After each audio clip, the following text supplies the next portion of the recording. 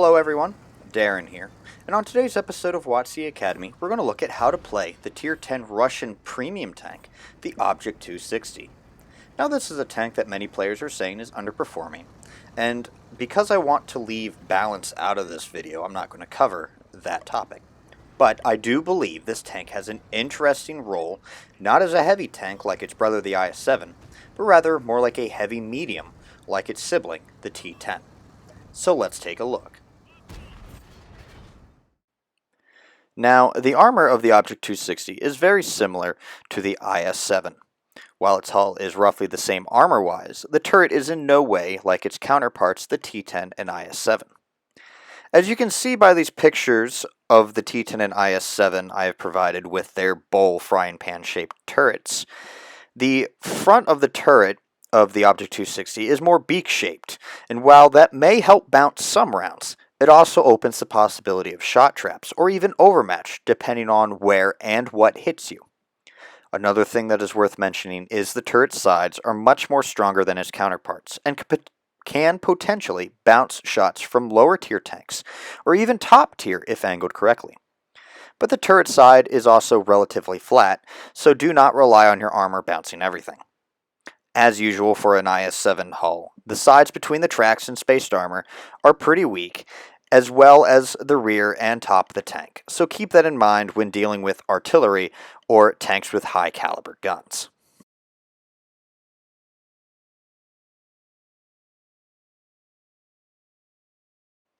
Now, I will be doing something a bit different, and I will be using an Excel spreadsheet to cover the Object 260's usual stats that I mentioned, but I'll also be including two tanks to compare the tank to, and those will be the IS-7 and the Tier 9 Heavy, the T10.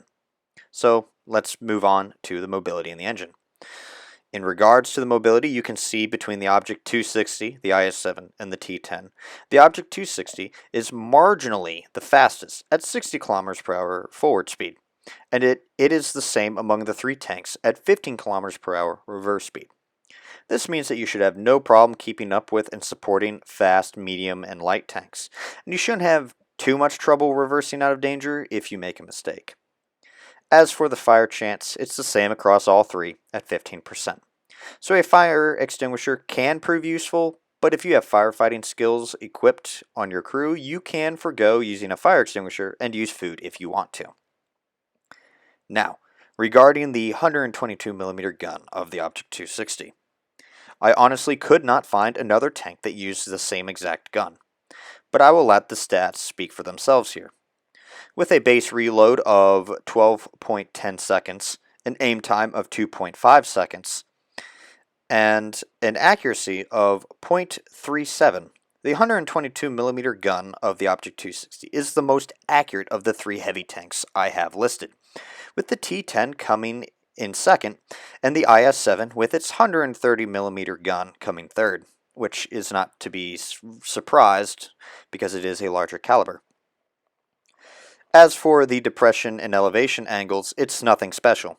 With a gun depression of -6 degrees and an elevation of 15 degrees, this is only outdone by the IS-7 with an 18 degrees of elevation. And it is also marginally better than the T10, that has a gun depression of -5 degrees. Now, how do you set up the Object 260? Well, in terms of consumables, I run 24 AP, 16 heat, and 0 HE, and this is my personal preference. So you can run HE or any ratio that you choose to. I also run a repair kit, a first aid kit, and a fire extinguisher because we all know I have terrible luck with artillery. Of course, you can drop the fire extinguisher for food if you want. Now, for equipment, I personally use a gun rammer, vert stabs, and vents because I want to increase the overall performance of the tank. Of course, you can swap vents for optics if you value vision over overall performance. Now, how do you play the Object 260? Well, like I said in my intro, I feel the tank is more suited to a medium-heavy playstyle, using the high speeds and decent Russian gun handling to get into positions that other medium tanks normally get to and become a thorn in the side of the enemy. as well as using that speed and gun handling to scoot around the map, helping clean up any stragglers at the end of the match, just like the medium and light tanks. That concludes the overview of the Object 260. Now let's take a look at some gameplay. Alrighty, so here we are on Ardennes. It's the summer variant, and I spawned up north, and it's also standard battle. And right away, I kind of have an idea of where I want to go to. I'm going to move to the pretty much the 9-0 line, or from my perspective, it was go left.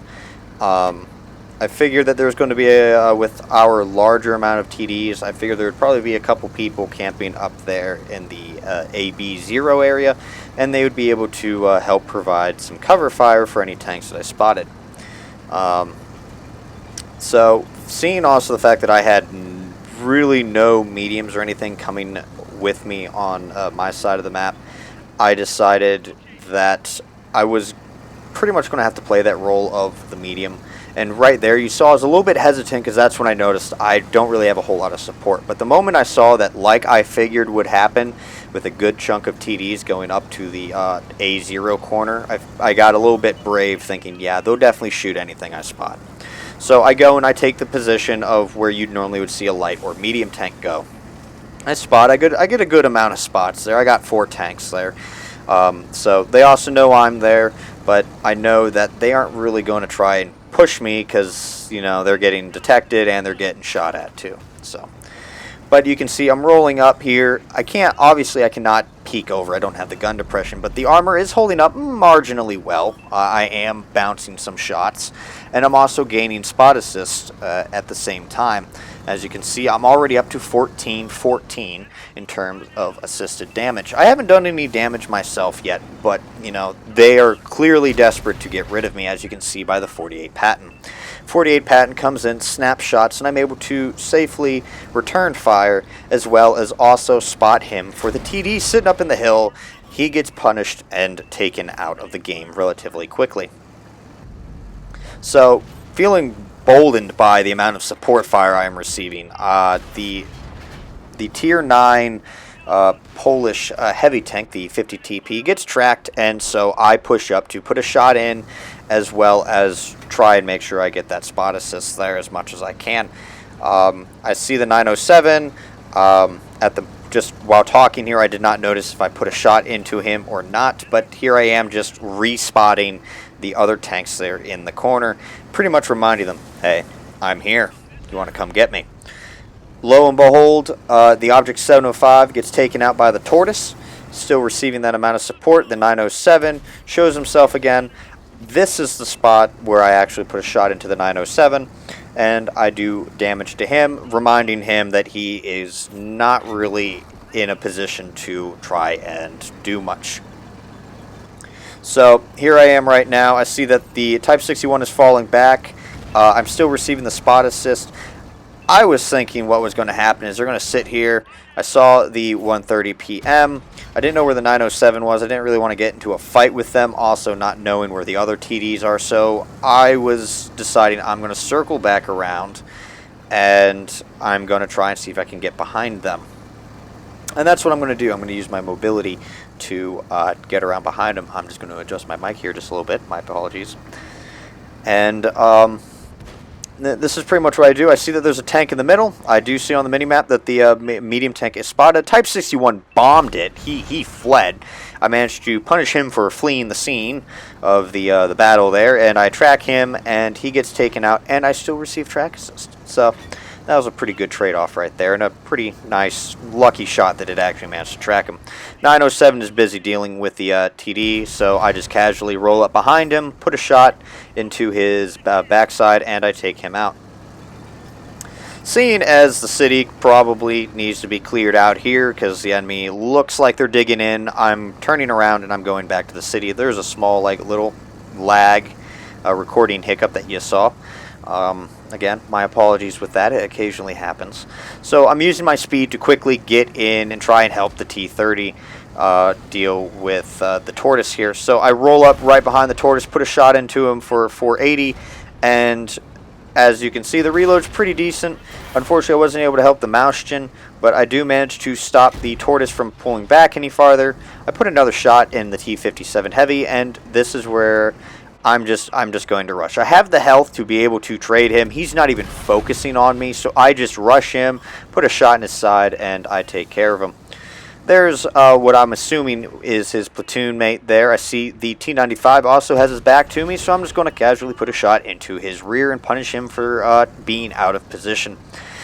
I don't know if the 57 Heavy was reloaded or not, but seeing that I had the health to take 4 shots, I just decided to rush and face hug him, as that was probably my best bet for minimizing the amount of damage. And when I went to push in to face hug him, I fired a shot, dealt damage, and I managed to also get a ram kill out of it. We now have the city secure, and now I'm going to use my speed to help clean up and find the stragglers. Coming up here, I do get spotted. I don't really care. I dive right into the creek. There's the 1:30 p.m. I just casually auto aim and fire, like, you know, I normally do that, you know, just casual. I was honestly surprised I hit that shot when that first happened. And so, now that I see that the Artie's actually rushing forward just with his gun up as like, hey, come kill me, I just stop moving so I can aim and get a shot onto the Artie and take him out. Thus, I earn the Top Gun.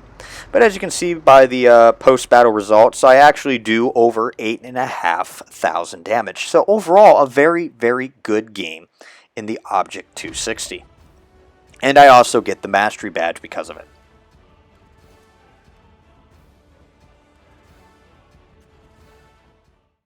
And that concludes today's video on how to play the Object 260. I'd like to thank you all for watching. If you enjoyed this video, hit that thumbs up. And if you want to see more videos like this one, don't forget to subscribe. But until next time, this has been Darren of WotC Academy.